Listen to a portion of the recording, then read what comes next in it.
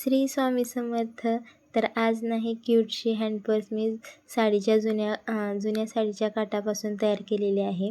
तर जुन्या साडीचे काठांचे 2 तुकडे घेऊन ते मधून व्यवस्थित त्याला टीप देऊन घेतली. टीप देऊन झाल्यानंतर ना 12 बाय 10 इंचाची रबर शीट व त्याचबरोबर ब्लाऊज पीसचाही कपडा कट करून त्याच्यावर ठेवून व्यवस्थित कडेकडेने त्याला कडेकडेने टीप मारून घेतली. आणि टीप मारून झाल्यानंतर ना एक्स्ट्रा भाग आहे तो व्यवस्थित कट करून घ्यायचा.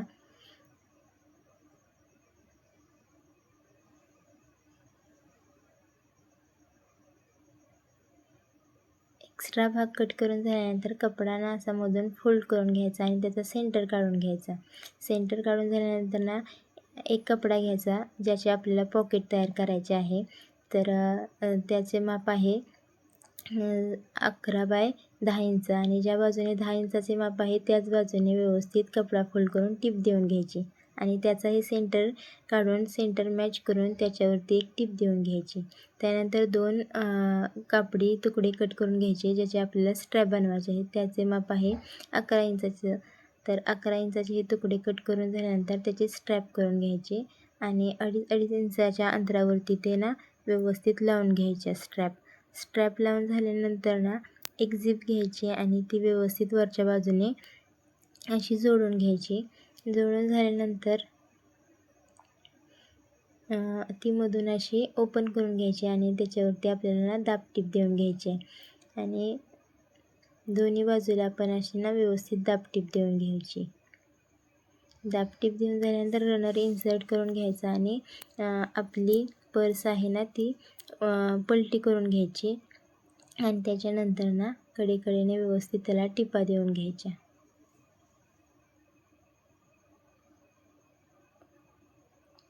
तर दोन्ही बाजूने व्यवस्थित टिप देऊन घ्यायची आणि तिथे आपलं पॉकेट तयार झालेलं आहे. नंतर ना 2 कापडी पट्ट्या तयार करून घ्यायच्या आणि त्यांना व्यवस्थित फोल्ड करून तिथे आपल्याला पायपिंग करून घ्यायची आहे. आणि पायपिंग करून झाल्यानंतर ना आपली पर्स आपण अशी सरळ करून घ्यायची आणि सरळ करून झाल्यानंतर ना ही आपली क्यूटशी पर्स तयार झालेली आहे. तुम्ही पण तुमच्या जवळ असलेल्या जुन्या साडींच्या काठापासून अशी पर्स नक्की तयार करा आणि व्हिडिओ आवडल्यास एक लाईक नक्की करा. चॅनेलला सबस्क्राईब करा.